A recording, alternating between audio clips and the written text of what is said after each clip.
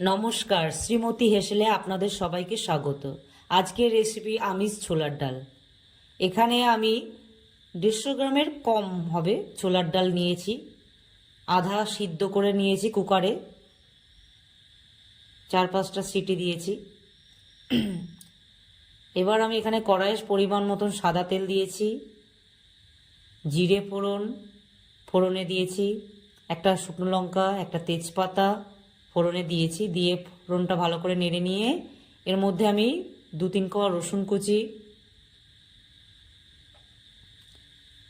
রসুনটা থেকে গন্ধ বেরানোর পরে আমি এখানে একটা পেঁয়াজ কুচি দিয়েছি। পেঁয়াজটাও খুব ভালো করে একটু নরম নরম করে ভেজে নেব। এখানে আমার পেঁয়াজটা ভাজা হয়ে গেছে। এর মধ্যে আমি আদা বাটা দিচ্ছি। আদাটাকে ভালো করে নেড়ে চেড়ে নিয়েছি।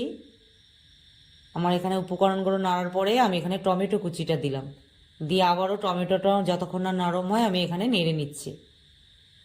টমেটোর মশলাটা নরম হওয়ার জন্য আমি একটু ঢাকা দিয়ে দিলাম। ঢাকাটা দিলে কি মশলাটা খুব সুন্দর হয়, খুব কড়াও হয়ে যায় না, আর ভাপে বেশ নরমটাও হয়ে যায়। মশলাটা আমি এখানে ভালো করে কষিয়ে নিচ্ছি নেড়ে চেড়ে। এরপরে আমি এখানে হলুদ, জিরে গুঁড়ো 1 চামচ, পরিমাণ মতন লঙ্কা গুঁড়ো দিয়ে আমি সমস্ত উপকরণগুলো নাড়াচাড়া করে নিচ্ছি। যতক্ষণ না ভালো করে মশলাটা কষবে আমি কিন্তু খুব করে অল্প অল্প জল দিয়ে কষিয়েই যাবো এইভাবে, যতক্ষণ না মশলাটা থেকে তেল ছাড়ে। এইভাবে আমি নেড়ে চেড়ে নেওয়ার পরে আবারও পরিমাণ মতো অল্প জল দিয়ে মশলাটাকে কষিয়ে নেব। আমি এখানে চিনি দিলাম পরিমাণ মতন নুন দিলাম, দিয়ে সমস্ত আবারও মশলাগুলোকে ভালো করে কষিয়ে নিচ্ছি।